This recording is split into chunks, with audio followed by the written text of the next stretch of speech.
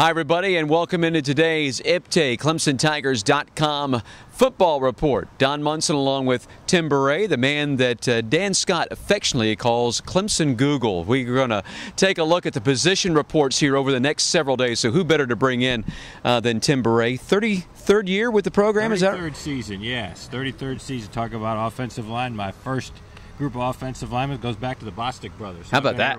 There is a how about that. All right, let's talk about this year's offensive line. We're going to start up front with the big uglies, as Keith Jackson likes to say.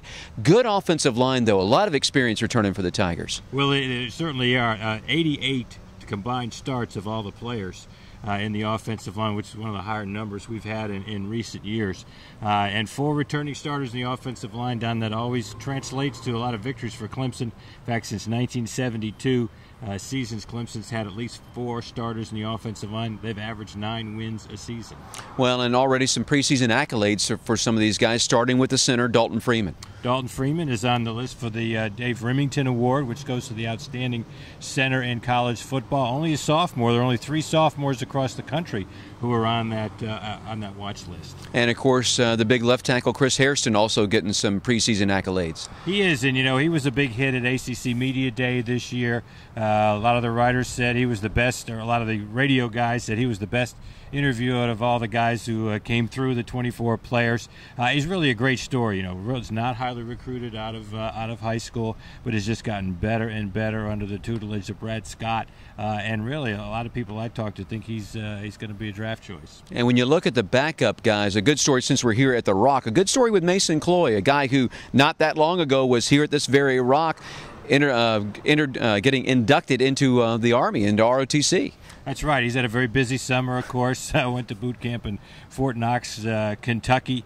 But he's worked hard coming back off that broken leg in the ACC championship game, and he's done quite well. We were kind of in a 6-man rotation in the offensive line, but Mason Cloy actually has more career knockdown blocks than any other active offensive line. So he's really done a good job when he's been in there, and he's so capable of playing different positions. Brad Scott's been rotating him at 3 different positions over the preseason. All right. So what are the stats? What's the big key stat for Clemson running the football? What are the numbers we should be looking for as a Clemson fan?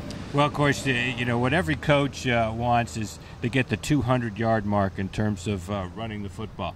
Clemson's won over 95% of its games historically when getting at least 200 yards rushing. And that used to be in the 80s. That was Danny Ford would kind of look at that and say, "Oh, that's okay. That's not bad."